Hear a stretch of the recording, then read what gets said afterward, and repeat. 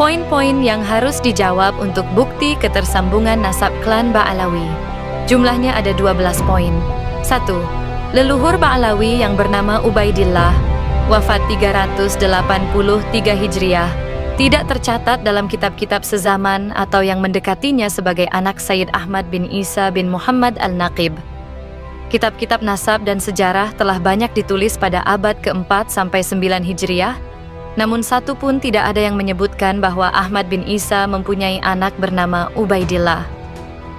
2. Tidak ada satu kitab pun yang ditulis mulai abad 4 sampai 9 Hijriah yang menyebut Ahmad bin Isa pindah ke Yaman dan bergelar Al-Muhajir. 3.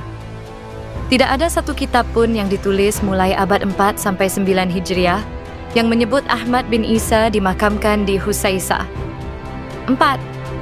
Tidak ada satu kitab nasab pun di abad 4 sampai 9 Hijriah yang menyebut nama-nama keluarga Ba'alawi sebagai keturunan Rasulullah SAW.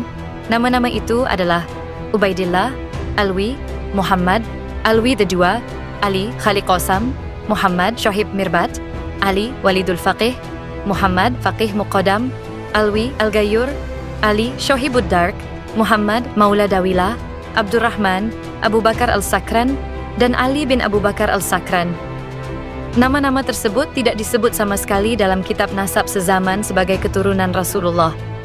Yang menyebut mereka pertama kali 14 nama tersebut sebagai keturunan Rasulullah adalah kitab Ba'alawi sendiri, yaitu kitab Al-Burqah Al-Mushiqah karya Ali bin Abu Bakar Al-Sakran akhir abad 9 Hijriah. 5. Muhammad bin Ali Khali Qasam Shohib Mirbat tidak bergelar Shohib Mirbat, karena yang bergelar Shohib Mirbat adalah Raja Mirbat dari dinasti Al-Manjawi, yaitu Muhammad bin Ahmad Al-Akhal Al-Manjawi. Yang demikian itu sebagaimana disebutkan dalam kitab sezaman dengan Muhammad bin Ali Khali Qasam, yaitu kitab Al-Kamil fi Al-Tarikh karya Ibnul Atsir, wafat 630 Hijriah. 6. Tidak ada kitab sezaman dengan Muhammad bin Ali Khali Qasam, Shohib Mirbat, wafat 556 Hijriah, yang menyebut keberadaannya di Mirbat. Tidak pula ada yang menyebutnya sebagai ulama besar. 7. Tidak ada kitab sezaman yang menyebut Abdullah bin Muhammad bin Ali Khali Qasam, Shohib Mirbat, mendapat ijazah dari Imam Al-Qolai di Mirbat. 8. Tidak ada kitab sezaman yang menyebut Muhammad bin Ali Al-Faqih Al-Muqaddam, wafat 653 Hijriah, sebagai keturunan Rasulullah SAW dan sebagai ulama besar. Tidak pula ada yang menyebutnya mempunyai gelar Al-Faqih Al-Muqaddam.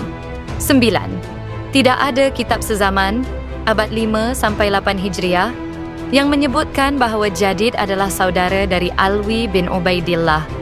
10. Tidak ada kitab sezaman abad 5 sampai 8 Hijriah yang menyebutkan Bashri adalah saudara dari Alwi bin Ubaidillah. 11. Kitab-kitab yang hari ini menyebutkan klan Ba'alawi sebagai keturunan Rasul tidak mempunyai referensi, kecuali hanya sampai abad ke-9 Hijriah. 12.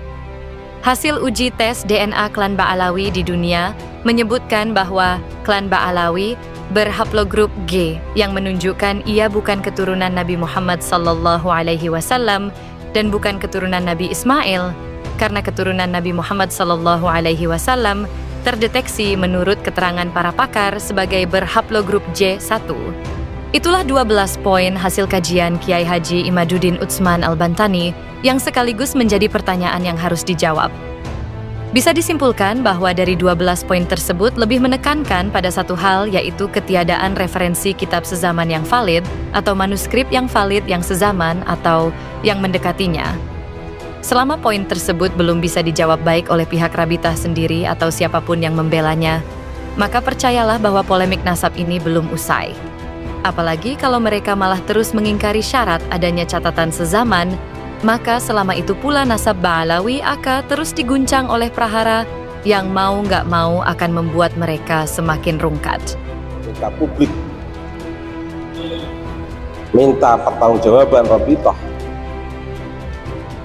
melalui beberapa kritik di sosial media. Sampai sekarang Robito belum bisa menjawab. Sekelas Robito yang mencatat nasab Habaib Alwi, yang mencoba menginterpolasi, mencangkokkan Habaib Alwi tersambung ke Nabi Muhammad SAW melalui jalur Ubaidillah, betul-betul gak ada data, betul-betul gak memiliki dasar dokumen, dasar manuskrip, dasar bukti sezaman. Tetapi pertanyaannya, seberani itukah